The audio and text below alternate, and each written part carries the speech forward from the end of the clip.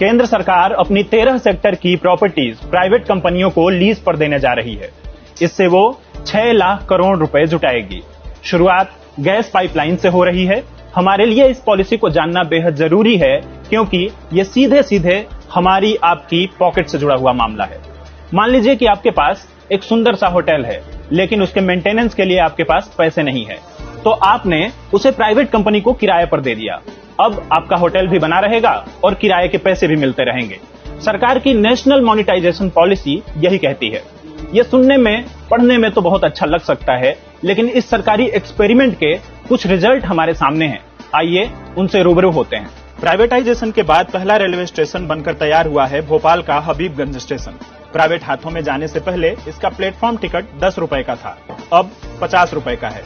इस railway station से रोजाना औसतन 40,000 लोग आते और जाते हैं। एक अनुमान के मुताबिक यहाँ आने वाले करीब 50% से ज्यादा यात्रियों के साथ उनके दोस्त या परिवार वाले पहले आते थे, लेकिन अब ये लोग प्लेटफॉर्म के अंदर जाकर ट्रेन छूटते वक्त अपनों को अलविदा नहीं करते, गेट के बाहर से ही लौट जाते हैं, क्योंकि एक प्लेटफॉर्म टिकट 50 रुपए का है। अब सरकार एक दो नहीं, पूरे 400 स्टेशन की मरम्मत प्राइवेट कंपनियों को देने जा रही है। टूरिस्ट प्लेस वाले कालका, शिमला, दार्जिलिंग जैसे रेलवे का संचालन प्राइवेट संस्थाओं को दे दिया जाएगा। 1400 किलोमीटर तक रेलवे ट्रैक भी लीज पर दिए जाएंगे। यहाँ सुविधाएं तो बढ़ेंगी, लेकिन रेट 10 रुपए से 50 रुपए हो सकते हैं। इसी तरह सरकार ने एक ट्रेन को प्राइवेट हाथों में दिया, नाम है तेजस। इसका टिकट मिलता है डायनेमिक फेयर सिस्टम से। मतलब ये है कि जितनी डिमांड उतना ज्यादा महंगा टिकट। 23 सितंबर 2019 को कई लोगों ने दिल्ली से लखनऊ का टिकट 4300 रुपए में खरीदा। आम दिनों में भी इसका रेट 1700 रुपए है, जबकि शताब्दी एक्सप्रेस में इतनी ही दूरी का टिकट 815 रुपए में मिलता है। अब सरकार 90 पैसेंजर ट्रेन प्राइवेट हाथों में देने की तैयारी में है। जबकि ट्रेन प्राइवेट हाथ में जाए तो टिकट दोगुने से भी ज्यादा महंगे होने लगते हैं। हाँ, ये जरूर है कि रेलवे की प्रॉपर्टी किराए पर देकर सरकार को 1.5 लाख करोड़ रुपए मिल जाएंगे, लेकिन रेल से ज्यादा पैसे सरकार सड़कों को लीज पर रखकर जुटाएगी। ये है ग्रेटर नोएडा से आगरा को जोड़ने वाली यमुना एक्सप्रेसवे। इसका मेंटेनेंस प्राइवेट कंपनी को दे दिया गया है। 165 किलोमीटर की इस सड़क पर आप सफर करते हैं तो टोल टैक्स देना होता है 360 रुपए। किसी दूसरी सड़क पर इतने ही दूर जाने का आपको ज्यादा से ज्यादा 150 रुपए टोल टैक्स देना होता है। यानी सड़क का मेंटेनेंस प्राइवेट हाथ में तो टोल टैक्स दोगुना। लेकिन सरकार देश की 27% हाईवेज यानी करीब 27,600 किलोमीटर सड़क बनाने और मेंटेनेंस का काम प्राइवेट कंपनियों को देने जा रही है। सड़कें निजी हाथों में जाने से क्या टोल टैक्स ज्यादा देना पड़ेगा, इस सवाल के जवाब में अफसरों ने कहा कि यह कहना अभी सही नहीं है, क्योंकि टोल को नियंत्रित करने का फार्मूला अभी बनना बाकी है।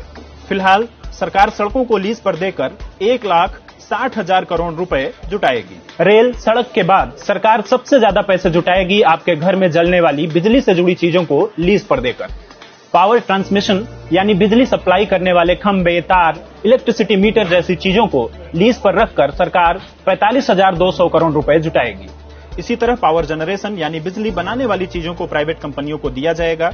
इससे सरकार को 29,832 करोड़ रुपए मिलेंगे। फिलहाल देश में रिलायंस, अडानी ग्रुप और टाटा ग्रुप प्राइवेट बिजली बनाने और सप्लाई करने का काम करते हैं।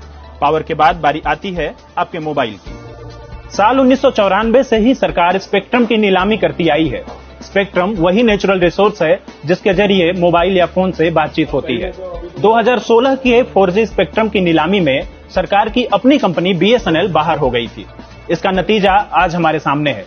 रिलायंस जियो, एयरटेल, वोडाफोन और आइडिया के प्लान्स बीते 3 साल में 200% से ज्यादा बढ़ चुके हैं और आगे भी बढ़ाने की बात हो रही है। पिछले महीने ही 28 दिन तक अपना नंबर चलाने के लिए कम से कम 49 रुपए वाले रिचार्ज को बढ़ाकर 79 रुपए कर दिया गया। लेकिन सरकार इस बार देश की करीब 2.5 लाख ग्राम पंचायतों को जोड़ने वाले भारत नेट को प्राइवेट हाथों में देने जा रही है। इसमें 2,86,000 किलोमीटर की फाइबर ऑप्टिक लाइन और 13,500 मोबाइल टावर हैं।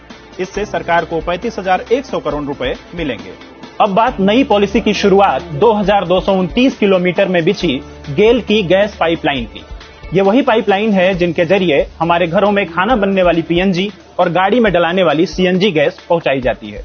फिलहाल 2 पाइपलाइन प्राइवेट हाथों में जानी तय हो गई है। पहली महाराष्ट्र के दाभोल से कर्नाटक के बेंगलुरु तक। इसके जरिए बेलगाम, धारवाड़, बेल्लारी, रामनगरम और बेंगलुरु समेत 10 जिलों के लोग जुड़े हुए हैं। इससे रोजाना 1 crore 60 lakh cubic metre gas supply होती है। दूसरी लाइन गुजरात के दाहेद से लेकर महाराष्ट्र के दाभोल तक है। इससे भी हजारों लोगों की जिंदगी जुड़ी हुई है। यहाँ पर यह जिक्र करना बेहद जरूरी है कि पेट्रोल और एलपीजी सिलेंडर के दाम बढ़ने के बाद सीएनजी और पीएनजी की खपत बढ़ी हुई है, लेकिन यही प्रॉपर्टी सबसे पहले प्राइवेट हाथों में जाने वाली है। सरकार कुल 8,154 किलोमीटर गैस पाइपलाइन को प्राइवेट कंपनियों को लीज पर देने जा रही है। इससे 24,462 करोड़ रुपए उसे हासिल होंगे। इसके बाद बारी आती है एविएशन इंडस्ट्री यानी हवाई जहाज की इंडस्ट्री की। इंदौर का देवी अहिल्याबाई होलकर एयरपोर्ट 2022 तक प्राइवेट संस्थाओं को दे दिया जाएगा। 2024 तक भोपाल का राजा भोज एयरपोर्ट, इसके साथ ही वाराणसी, रायपुर, भुवनेश्वर, अमृतसर, चेन्नई, तिरुपति समेत 25 एयरपोर्ट लीज पर दे दिए जाएंगे। इससे सरकार 20,782 करोड़ रुपए जुटाएगी। मोनेटाइजेशन पॉलिसी से खेल और हॉस्पिटैलिटी सेक्टर की चीजें भी प्राइवेट हाथों में जाएंगी। इनमें सबसे बड़ा नाम स्पोर्ट्स अथॉरिटी ऑफ इंडिया यानी साई के भोपाल सेंट्रल सेंटर का है।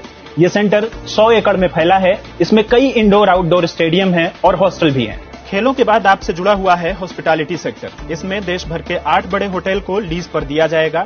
इसके अलावा सरकार की लिस्ट में सब्जी अनाज रखे जाने वाले वेयर हाउसेस, खनन, पानी के जहाज और अर्बन रियल एस्टेट वाली चीजों को भी लीज पे रखा जाना तय हुआ है। 23 अगस्त को जब वित्त मंत्री निर्मला सीतारमण ने इसकी घोषणा की तो सोशल मीडिया पर इसकी आलोचना होने लगी और विपक्ष ने इस पर हमला बोला। इसके जवाब में सरकार की ओर से अब तक 2 बातें कही गई हैं। पहली, वित्त मंत्री ने खुद इस मामले पर ट्वीट किया है। उनका कहना है कि चोरी छुपे काम करना तो कांग्रेस की कार्यशैली है। मोदी सरकार जो करती है देश की भलाई के लिए करती है। दूसरी, इस पॉलिसी के प्रधान आर्थिक सलाहकार संजीव सान्याल की बात। उन्होंने कहा कि सरकार के पास बहुत संपत्ति है, अगर वो इनको मोनेटाइज करती है और कुछ पैसे जुटाकर उसे नए इंफ्रास्ट्रक्चर पर निवेश करती है तो इसमें गलत क्या है। इन पैसों से कमजोर तबके को सपोर्ट दिया जाएगा।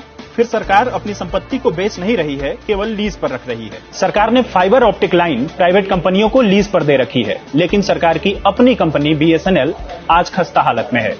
वर्ल्ड बैंक के चीफ इकोनॉमिस्ट रह चुके अर्थशास्त्री प्रोफेसर कौशिक बासु कहते हैं कि कोरिया जैसे छोटे आबादी वाले देश के लिए ऐसी पॉलिसी तो ठीक है, लेकिन भारत की संपत्तियों को इतने बड़े पैमाने पर लीज पर रखना ठीक नहीं होगा। आज के जानना जरूरी है में इतना ही। अगर आप किसी सब्जेक्ट पर जानना जरूरी देखना चाहते हैं तो मेल आईडी आपके स्क्रीन पर है। शेयर और डाउनलोड करें दैनिक भास्कर ऐप।